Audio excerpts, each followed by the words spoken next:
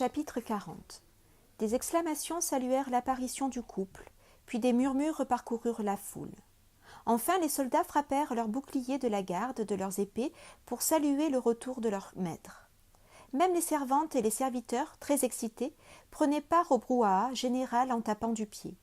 Sur un geste du capitaine de la garde, tous se mirent à scander le nom de Guillaume. Ce dernier attendit un moment, laissant ses hommes exprimer leur joie, puis il leva lentement sa main valide et le silence se fit aussitôt dans la cour. Debout, au milieu de mes compagnons écuyers, je gardai les yeux fixés sur Morgane. Jamais je ne lui avais vu expression plus fière que ce jour-là. Elle était différente, plus lointaine, changée. Je ne savais pas ce qui s'était passé entre eux là-haut, mais j'eus l'impression en cet instant qu'elle était vraiment devenue la châtelaine de la Roche. Dans un même temps, je compris que je la perdais et qu'il ne pouvait en être autrement. Au premier rang, à ma droite, se dressaient Thierry de Lhulle et le capitaine du château, et entre eux deux, la silhouette mince et richement habillée de Thibaut, son dogue d'enfer couché à ses pieds. Le silence de la foule était lourd, chargé à la fois de tension et de respect, d'émotion aussi. Pour la première fois depuis son retour d'Orient, le seigneur de la Roche allait s'adresser à ses sujets. « Il est temps, je crois, fit-il, que vous sachiez tous ici le malheur qui me frappe et qui m'a privé de vous pendant ces sombres années. J'ai combattu l'infidèle en Orient aux côtés des frères templiers et des frères hospitaliers. J'ai vu Jérusalem, j'ai embrassé la Sainte Lance et puis j'ai repris le bateau pour revenir ici et reprendre ma place auprès de madame et parmi vous mes hommes. Mais Dieu en a décidé autrement. Le bateau sur lequel j'ai embarqué avait un passager que nul n'a envie de croiser, la lèpre. » À ce dernier mot, un murmure terrifié courut parmi l'assemblée. Quelques serviteurs reculèrent, des femmes prirent leurs enfants dans leurs bras, les serrant convulsivement contre elles. Guillaume avait laissé tomber sa capuche. Sous la clarté du soleil, il était encore plus monstrueux que dans la pénombre du cachot. La déformation de son visage, les excroissances qui le recouvraient, les écailles de sa peau, les pustules lui donnaient un faciès de bête. Une femme hurla et tomba évanouie. Un flottement se produisit dans les rangs des soldats. C'est le moment que choisirent le capitaine du château et le maître d'armes pour s'avancer vers leur maître. Ils ployèrent le genou devant lui et renouvelèrent d'une voix forte leur serment de fidélité. À cette vue, gendarmes et serviteurs s'agenouillèrent aussi. Je fis de même, imité par mes compagnons. Ému, Guillaume fit signe à tous de se relever. Pendant tout ce temps, Morgane était restée les yeux fixés sur son époux. « Merci, dit-il simplement. Mais si je suis venu vous parler aujourd'hui, c'est aussi pour que justice soit faite. Des crimes ont été commis dans cette enceinte. Ils doivent être châtiés. » Un murmure courut à nouveau dans l'assistance. Le capitaine des gardes et le maître d'armes s'étaient raidis. Je buvais les paroles de Guillaume. La lèpre ne lui avait ôté ni son esprit ni son talent d'orateur. Le maître d'œuvre a été poussé de la fenêtre de mes appartements dans le vide. Sans doute voulait-on obtenir de lui le secret des travaux qu'il avait fait pour moi. Sans doute aussi le lieu d'où il avait basculé devait-il m'accuser moi, Guillaume. Le capitaine protesta. « Jamais, Seigneur, nous n'avons eu pareille pensée. » Pas vous, mon fidèle compagnon, mais d'autres ici l'ont eu, cette pensée. Et c'était normal, car tout accusait l'habitant de ce donjon que nul n'avait vu et que d'aucun d'entre eux traitait de démon. À ces derniers mots, j'aperçus des serviteurs et des soldats qui baissèrent les yeux. Guillaume en profitait pour dire leurs faits à ces gens. Ensuite, poursuivit-il, il y a eu la mort du maçon abandonné dans la paille des écuries, et là aussi, tout m'accusait, moi, le Seigneur sans visage. « Qui aurait bien pu vouloir t'accuser, toi, et pourquoi ?» fit la voix de Thibaut. « Allons, mon frère, ici, tous te sont dévoués. Tout ceci n'est que malencontreuse coïncidence. »« Qui, mon frère ? Vous me demandez qui ?» gronda la voix de Guillaume.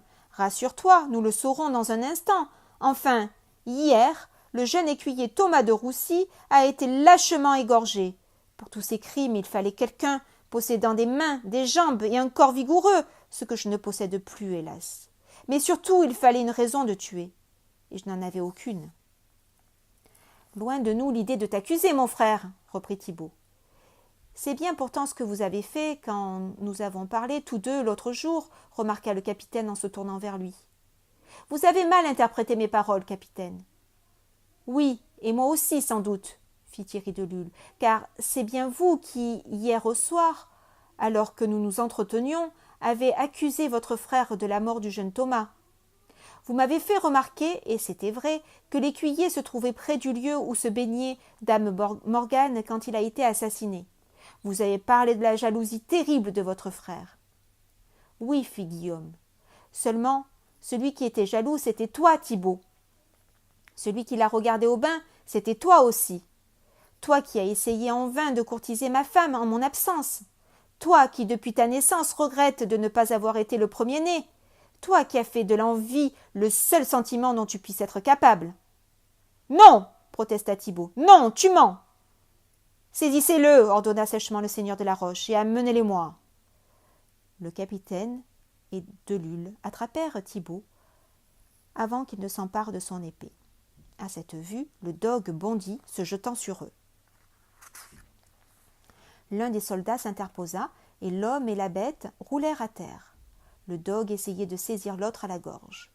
L'homme hurlait, les gens également. Un des sergents se précipita et plongea sa dague dans le cou de la bête, qui, dans un gémissement de douleur, lâcha sa proie avant de retomber morte. Solidement maintenu par les deux hommes d'armes, Thibault fut conduit devant son frère. « J'aurais dû te chasser depuis longtemps, déclara Guillaume en regardant Thibault, mais je ne l'ai pas fait par sentiment fraternel. C'est faux, tu me méprisais, tu m'as toujours méprisé, cracha l'autre. Non, Dieu et madame m'en soient témoins, mais maintenant oui, Thibault. Tu n'es plus mon frère, tu n'es qu'un lâche et un fourbe. Tu as tué le maître d'œuvre car il ne voulait pas te communiquer le secret de ses travaux, et, pour m'accuser plus encore, tu as tué le maçon. Et ensuite tu as égorgé ce jeune écuyer parce qu'il regardait dame Morgane, et que tu ne supportais pas qu'un autre que toi la convoite. Tu voulais ma mort, Thibault, ainsi tu aurais récupéré mon domaine et ma femme. Tu as souillé de sang le nom de notre famille. Je te condamne donc à mort.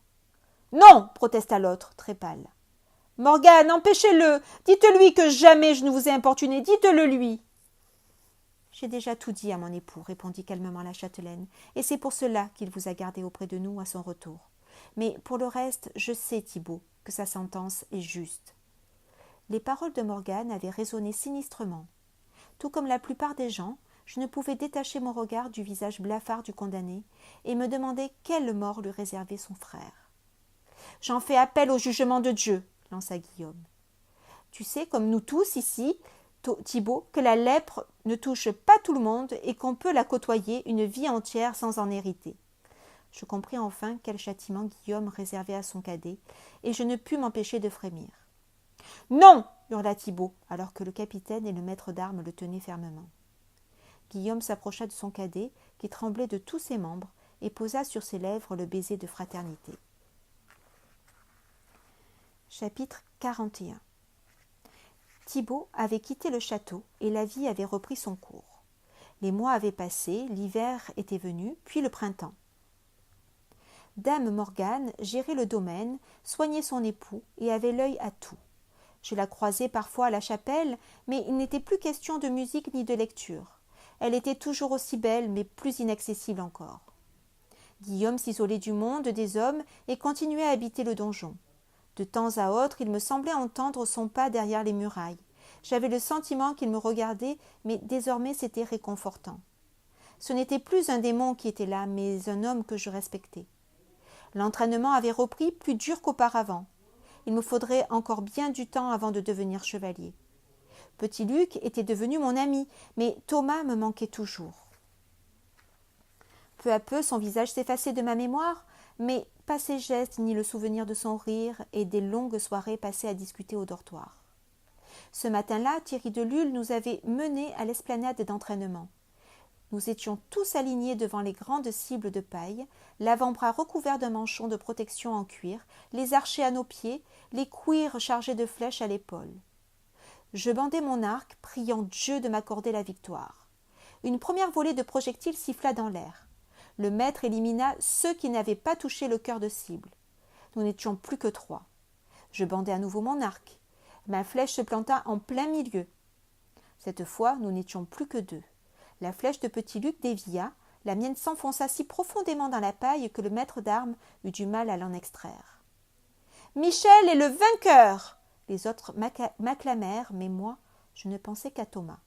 À Thomas qui aurait gagné s'il avait été là. Épilogue. Les paysans s'écartèrent avec horreur devant la silhouette tordue du lépreux.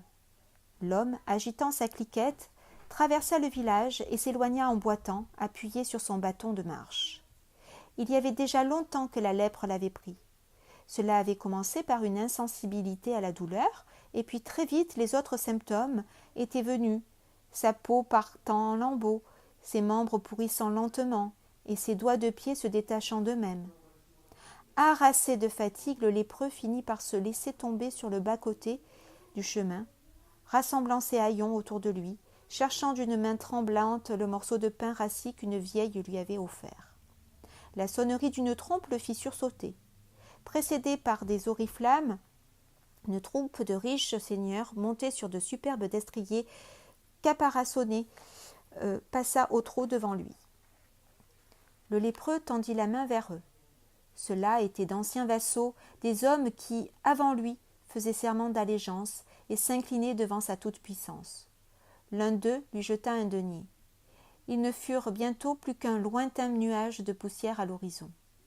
Thibaut de la Roche-Guyon hurla sa rage et son envie avant de ramper pour ramasser la pièce de bronze.